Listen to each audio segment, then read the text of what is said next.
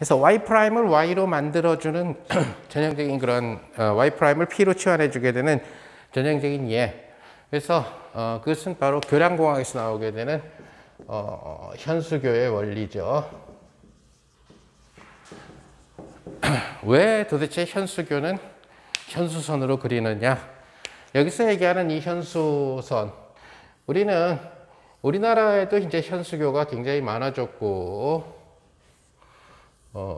이런 형태의, 그렇죠? 현수교는 교량공법 중에서 아주 아름답고 굉장히 멋지고 수학적으로 설계된 다리예요. 하지만 단가가 많이 잡히는 그런 문제들, 그 다음에 일반적으로 교량에서 제일 싸게 먹히는 방식은 보통 트러스 공법이라고 알려져 있는, 거의 그러니까 다리를 이미 레고 블록처럼 만들어 놓은 거예요. 그래서 다시 말해서 48m짜리 상판을 아예 딴 데서 다 만들어 놔. 그 48m 상판이 몇 개 필요하느냐. 그러면 다리를 지을 때 어떻게 하느냐. 일단 강 같은 데다 다리를 만들 때는 보통 트러스 다리를 쓰죠. 만약에 이걸 또 뭐 어렵게 만들려고 하면은 굉장히 프랑스 파리에 있는 다리처럼 비싸죠. 그러니까 만약에 급하게 빨리 싸게 만들 수 있는 그런 방법으로는 48m 간격이 되도록 결국 보를 세우는 거죠. 근데 강물은 유속이 빠르지 않아서 보를 세우기가 용이해요. 그리고 보통의 강물은 강물의 상류에서 도시를 만들지는 않아. 그 물살이 급해서. 그래서 보통 하류 쪽으로 내려와서 도시들이 형성되죠. 진주만 보더라도 그렇죠. 그러다 보니까 유속이 굉장히 느린 편이고, 뭐가 되냐면 수심이 그렇게 깊지가 않아요. 남강 같은 경우 보게 되면 아마 최대 수심이 한 7에서 8m밖에 안 될 거예요, 아마. 여기 수심이 너무 깊어지는 건데, 강이라는 데가, 물론 한강은 더 깊겠죠. 그래서 이러한 형태에다가 뭐를 하게 되냐면, 그러면은 여기와 여기에 다리를 만들어야 되는데, 이것이 48m 상판이 몇 개 필요한가만 결정하면 돼요, 일단. 만약에 480m를 다리로 연결하려면은 상판 10개를 갖다, 그럼 상판 10개를 세우기 위한 보를 갖다가 넣어주면 되는 거죠. 진주 같은 경우는 남강 폭이 굉장히 좁으니까 그렇게 많은 상판이 필요가 없죠. 정확하게 몇 개인지 모르지만 길이를 재보지 않아서. 서울 같은 경우는 몇 킬로 정도 되죠. 한강 폭이 1킬로 가까이 되거나. 그러니까 보를 더 많이 세워야 돼. 그러니까 보를 갖다가 이렇게 세우는 거죠. 이렇게 보를 세우는. 보와 보 사이의 간격이 동일 간격이 되도록 이렇게 보를 세우는. 그러니까 보를 세우는 방법은 결국 철근 콘크리트 공법이 된다는 얘기가 되겠죠. 그래서 철근 콘크리트 공법을 통해 가지고 하고, 그다음에 이제 콘크리트가 속칭 얘기하는 굳을 때까지 결국 물로부터 차단시켜주는 작업, 그죠? 완전히 굳을 때까지. 그래서 그것이 충분히 굳어졌다라고 생각하게 되면은 이제 덩그러니 뭐만 나타나냐면 기둥들만 나타나요. 기둥들만 나타나면은 그 다음에 어디에서 트레일러 차들이 48m 상판을 싣고 오죠.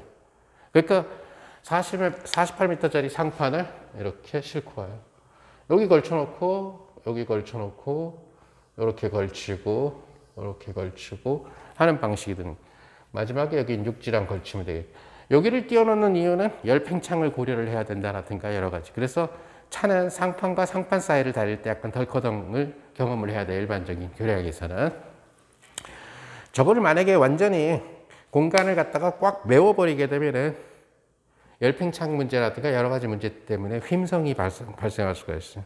그래서 특히 무거운 차량들이 지나갈 때. 그래서 어차피 여기에서의 지지 발력이 여기에 걸쳐 있기만 합니다. 그 다음에 여기를 조여주는 거죠. 결국 연결시켜주는 거죠. 여기에 이제 어떤 형태를 갖다가 뭐 심느냐 하는 것은 안정적인 평형을 이룰 수 있는 방법에 소위 얘기한 트러스 구조 같은 경우가 가장 안정적이니까 이런 형태로 다리를 만든다는 얘기죠. 자, 이런 식으로 해서 평형을 유지하도록 만드는 이러한 형태인데, 이것은 어디까지나 얘네들이 콘크리트가 굳을 때까지 유속이 굉장히 느려가지고 얘를 무너뜨리지 않아야 된다는 얘기가 돼요.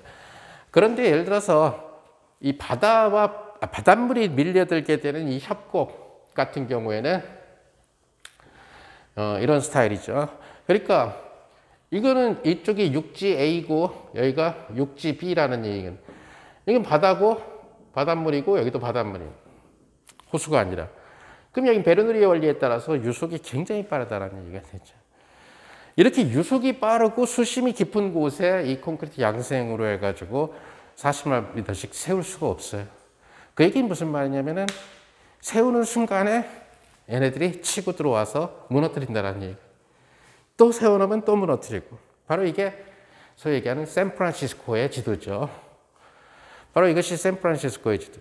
그 샌프란시스코 바닷가를 끼고 있는 샌프란시스코에서 결국은 이쪽에 있는 사람은 배 타고 가거나 아니면 이 해안도로를 타고 무진장 긴 시간을 거쳐서 여기 가야 된다는. 이 길이는 실제 내가 걸어서 걸어봤을 때 정확하게 모르겠는데 한 3km 이상 되는 것 같아요. 엄청 많이 걸었던 것 같은데. 근데 결국 여기를 갖다가 이런 방식으로 안 되니까 어떻게 하느냐.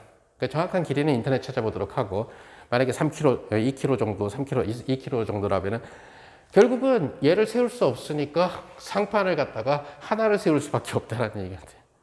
48짜리가 아니고. 그래서 상판을 갖다가 하나를 세워야 돼요. 그러니까 상판을 하나를 세우게 되면은 여러분도 알다시피 상판 하나를 세웠을 때는 뭐가 문제가 생기냐면은 이게 차가 달릴 때마다 휨이 생겨 이렇게 축축 늘어져. 그래서 우리가 채꽂이를 갖다가 채꽂이를 적절한 간격 내에서 얘를 닫아줘야 된다는 얘기. 오케이? 만약에 그러지 않으려면은 채꽂이를 만약에 채꽂이에 나 요 칸막이가 싫다. 그러면 오른쪽 사이드를 밀도가 굉장히 큰 물질로 만들어줘야 돼. 철근으로. 나무로 만들어가지고는 안 된다는 얘기예요. 아주 옛날에 내가 대학교 다닐 때 강의실에는 지금 여기 우영이 앉아있는 이런 자리에 기둥이 있었어요. 그래서 그 수업 시간에 잠자고 싶은 애는 꼭 기둥 뒷자리에 앉았거든. 그 이유 중에 하나는 철근이 부족했어. 한국이 70년대, 80년대. 예. 철근이 부족해가 철근값이 금값이어가지고 철근을 못 쓰니까 기둥을 더 많이 세워야 된다는 얘기예요. 안 그러면 지붕이 내려오게 되니까. 근데 지금은 이제 철근을 우리가 자체 생산할 수 있으니까 저쪽을 철근으로 만들어줘가지고 여기 기둥이 없어진 거죠. 옛날 대학교 강의실은 여기 저기 다 기둥이. 또 백화점 가도 이렇게 푹 펼쳐져 있는 것이 아니라 아주 옛날에 서울의 신세계 백화점이나 미드팔 백화점 가면 전부 기둥 때문에 디스플레이 되는 옷들이 안 보이고 기둥 돌아가야 보이고 거의 그런 식이었었어요. 자, 그런데 이제 그런 방법들이 소위 얘기하는 안정성, 평형을 만들어줘야 되는데 상판을 그렇게 2km까지 길게 해가지고는 문제가 생긴다라는 거지. 얘가 계속 휘어지다가 끊어지게 되는 이런 문제. 자, 그래서 고안된 것이 케이블의 장력을 이용하게 되는 여기 이제 굉장히 두꺼운 케이블이죠. 케이블의 장력. 그러니까 어마어마하게 거대한 케이블의 장력을 이용을 해서 이 장력과 상판을 갖다 연결시켜서 힘의 균형이 밸런스가 이루어져서 이 힘을 이렇게 휘어지려고 하는 것을 얘가 막아주는 평형적인 이러한 형태의 설계를 갖다 하게 됐다. 그때 케이블을 어떻게 걸쳐놔야 될 것이냐. 이때 케이블은 바로 현수선으로 걸쳐놔야 된다. 즉 다시 말해서 이 케이블이 걸쳐지게 되는 이 커브 Y의 X의 이 관계는 바로 현수선. 현수선이라는 것은 익스포넨셜 X와 익스포넨셜 마이너스 X의 산술평균이라는 형태로 주어지는, 즉 다시 말해서 코사인 하이퍼볼릭 X의 형태로 주어져야 된다는 얘기. 자, 이러한 그래프는 결국 뭐가 되냐면은 익스포넨셜 X랑 익스포넨셜 마이너스 X의 산술평균이니까 이러한 형태의 현수선이 된다는 얘기가 되는 거죠. 자, 그러면 왜 현수선이 돼야 되느냐? 그것은 예를 들어서 이 각 질점이 받을 때에 여기에 무게를 느끼게 될 거예요. 줄로 연결되어 있기 때문에 상판을 케이블에 매달아놓은 거예요. 그래서 이것이 만약에 무게를 느끼게 될 거고 장력이 접선 방향으로 이 방향과 이 방향으로 장력이 작용하게 되는 이러한 형태. 즉 케이블의 장력과 케이블에 매달린 어떤 부하 그 무게들 그것은 상판의 무게도 포함되고 동시에 상판 위를 달리는 자동차나 트럭들의 무게들까지 포함해 가지고, 즉 다시 말해서 얘네들이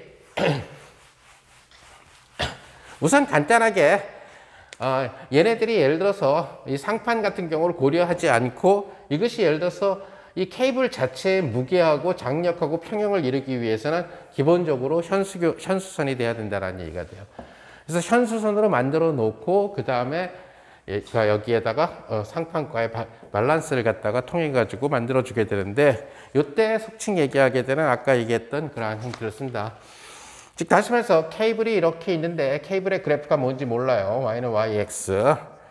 그러면 케이블의 아주 작은 토막을 생각을 하는 거죠. 그래서 이 부분을 x라고 하고 이 부분을 x 플러스 델타 x라고 생각을 해요. 그리고 요만큼의 길이를 우리가 델타 s라고 하고, 델타 x를 거의 0으로 보내면 이제 미분으로 가겠죠. 극한적으로. 자, 이랬을 때 저 빗금친 부분에 작용하게 되는 것은 바로 얘의 이만큼의 무게 w가 있을 거고, 장력은 접선 방향으로 작용하니까 이 방향, 그 다음에 이 방향 이렇게 작용을 하게 돼요. 자, 근데 이쪽에 작용한 이 장력은 뭐가 되냐면 T라는 장력 벡터가 되는데 X라는 위치에서의 장력이고, 요 장력 벡터는 T라는 친구가 있는데 X 플러스 델타 X에서의 장력 벡터가 된다는 것을 알 수가 있죠. 자, 그러면은 저 부분이 무게와 예를 들어서 두 개의 장력, 접선 방향의 두 개의 장력과 서로 간의 평형을 유지를 했을 때 안정적인 그러한 케이블의 모양이 만들어지게 될 텐데, 그래서 X방향으로는 무게가 작용하지 않으니까 X방향의 평형을 생각해 보면은 이 장력의 X방향 성분과 오른쪽의 장력, 즉 X 플러스 델타 X라는 지점에서의 장력의 X방향 성분이 같아져야 된다는 얘기가 돼요. 즉 장력의 X방향 성분인데 X에서의 값하고 장력의 X방향 성분인데 X 플러스 델타 X에서의 값하고 같아져야 된다는 거예요. 자, 우리가 델타 X를 거의 0으로 보낼 건데, 그러다 보니까 얘는 테일러 전개에 따라서 TX의 X 플러스 델타 X의 뭐가 돼요? DTX, DX 이런 형태로서 주어지게 된다는 얘기가 되겠죠. 자, 그런데 이것이 평형이 된다, 같아지려면은 결국 얘를 아무리 작게 만들어도 얘가 사라져야 된다는 얘기예요. 그 얘기는 뭐냐면 dtx, dx가 0이 돼줘야 된다는 얘기. 즉 다시 말해서 장력의 x방향 성분은 어떤 t라는 값으로서 일정해야 된다는 얘기가 돼요. 케이블 장력의 x방향 성분은. 자, 그 다음에 y방향의 평형 조건, y평형. 이렇게 교량역학은 일반적으로 토목공학과에서는 동력학을 잘 공부를 안 해요. 왜냐하면 토목공학과나 건축공학과에서는 정지해 있어야지 얘네들이 막 비행이나 자동차처럼 달리면 안 되니까. 그러니까 정력학이면서 안정성을 따져야 되니까 우리는 두 개의 안정성을 따져야 되죠. 결국 힘이 같아야 된다는 힘 안정성하고, 그 다음에 토크가 걸려가지고 부러지면 안 되니까 토크 안정성이라고 하는. 그래서 병진 안정성과 병진 평형과 회전 평형을 갖다가 동시에 요구해서 안정된 구조물을 만드는 것이 토목공학이나 건축공학이 하는 일이라는. Y평형 입장에서 봤을 때는 결국 뭐가 돼요? 이 오른쪽에 있는 부분에 Y방향 성분이 이 장력의 Y방향 성분과 무게를 함께 버텨주면 되는 거죠. 즉 다시 말해서 T의 Y방향 성분에 X 더하기 델타 X를 넣어준 놈이 T의 Y방향 성분에 X를 넣어준 놈에다가 플러스 무게를 갖다가 생각을 해줘야 된다는, 이건 케이블의 무게예요. 자, 델타 X를 아주 작은 값을 잡아주니까 이것은 TYX 더하기 델타 X의 DTY의 DX. 이것이 결국 TY의 X에다가, 결국 무게라고 하는 것은 케이블은 균일하게 만들어요. 실제로 현수교의 케이블은 같은 재질로 만드니까 밀도가 되겠죠. 그죠? 그다음에 속칭 얘기하는 밀도 곱하기 결국 요 길이에다가 속칭 여기서 얘기하는 이 밀도는 우리가 선밀도를 얘기하는 거죠. 케이블에 선밀도니까 저 길이 델타 S를 곱해주게 되면 뭐가 나타나요? 결국 질량이 나타났죠. 그죠? 선밀도에다 해야 돼. 그러니까 무게가 돼야 되니까, 힘이 돼야 되니까 결국 중력 가속도 G를 곱해줘야 되겠죠. 일반적으로. 그래서 이런 형태로 주어진다는 것을 알 수 있다. 그래서 얘랑 얘랑은 사라지게 되고 결국은 여기에서 dty의 d 어디 갔어? x는 뭐가 돼요? 로의 g에 그 다음에 델타 s 자 이런 형태로 주어진다는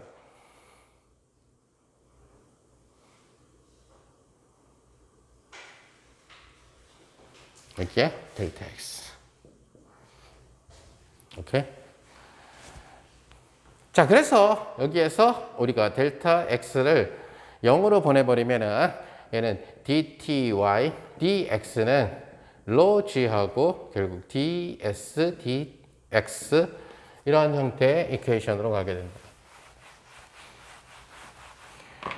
자, 여러분들이 이 ds라고 하는 친구는 바로 뭐가 된다? 피타고라스 정리에 따라서 x방향의 증분 더하기 y방향의 증분의 루트를 씌워준, 그러니까 피타고라스 정리가 된다는 것을 알 수가 있죠. 따라서 dty의 dx는 그 로 g하고 ddx하고 여긴 dx 스퀘어 플러스 dy 스퀘어에다가 루트를 씌워준 이러한 형태가 된다는 것을 알 수가 있어요. 자, 근데 장력은 이 그래프의 접선 방향으로 작용하니까 장력의 X성분분의 장력의 Y성분은 바로 이 그래프의 접선의 기울기가 되죠. 그죠? 요거는 임의의 아주 작은 점 하나를 얘기해 주는 거니까.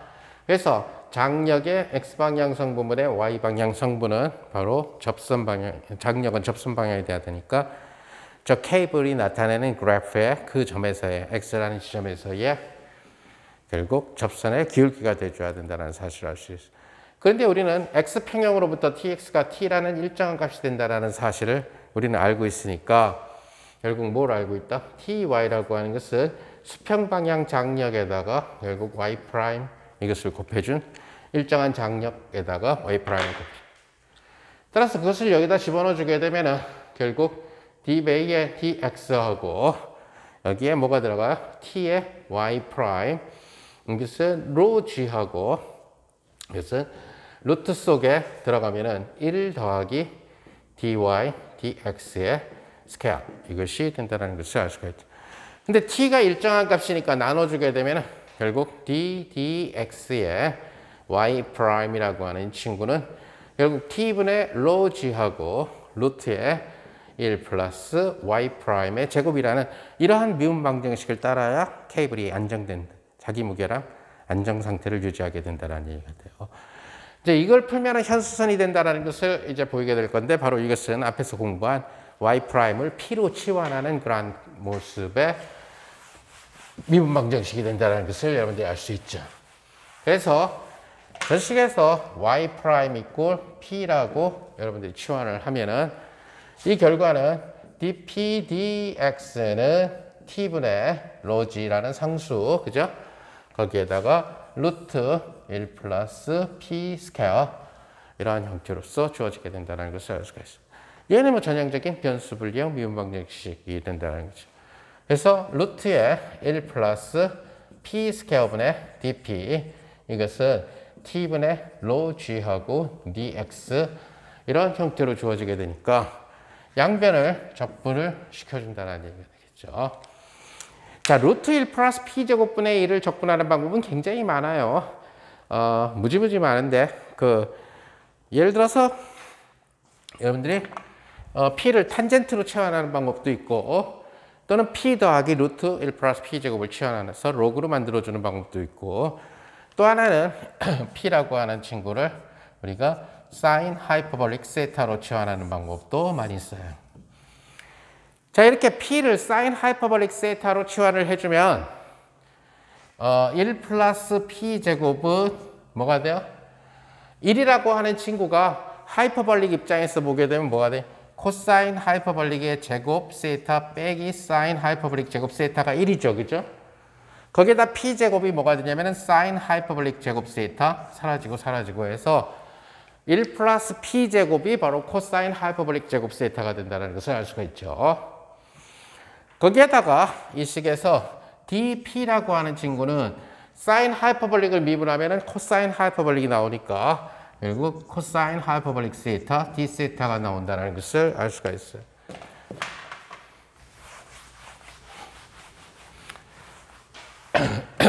따라서 이러한 치환을 시키게 되면은 좌변은 뭐가 나오게 되냐면 밑에는 요놈에다 루트를 씌웠으니까 코사인 하이퍼볼릭 세타가 나오고 위에는 dp가 코사인 하이퍼볼릭 세타 d 세타가 나오고 우변은 뭐가 나와요? t분의 rho g의 x 플러스 c1이라고 하는 이러한 형태로 적분된다는 것을 알죠.